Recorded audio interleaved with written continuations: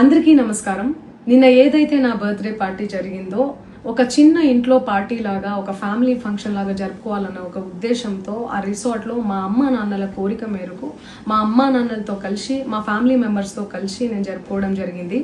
అక్కడ మా అమ్మా నాన్న ఫ్రెండ్స్, మా ఫ్యామిలీ ఫ్రెండ్స్, మా టీమ్ మెంబర్స్ మాత్రమే ఉండడం జరిగింది. అండ్ అట్లనే లిక్కర్ ఉండడం జరిగింది, సౌండ్ సిస్టమ్ ఉండడం జరిగింది. సో సౌండ్ సిస్టమ్కి లిక్కర్కి పర్మిషన్ తీసుకోవాలని చెప్పి నాకు అస్సలు అవగాహన లేదు, ఐడియా కూడా లేదు. అది అనుకోకుండా సడన్ గా ప్లాన్ చేసుకొని వెళ్ళిపోవడం జరిగింది అక్కడ. సో అందుకు నాకు అవగాహన లేదు, లేకుంటే నేను డెఫినెట్లీ తీసుకునేదాన్ని. నాకు అసలు గైడెన్సీయే లేదు.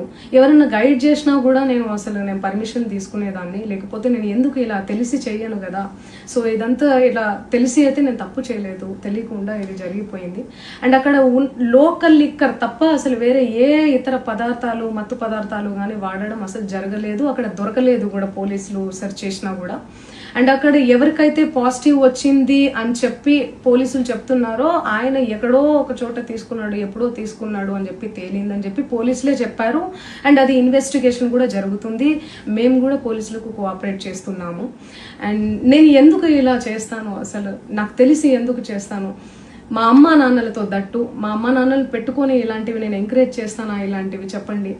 అండ్ ఒక రోల్ మోడల్గా, ఒక ఇన్స్పిరేషనల్గా ఉండాలని అనుకుంటాను, కానీ నేను ఇలా ఎందుకు నేను చేస్తాను. సో ప్లీజ్ దయచేసి మీడియా మిత్రులకు నా విన్నపం ఏంటంటే, ఆధారాలు లేని అభియోగాలు నా మీద అస్సలు మోపద్దు ప్లీజ్.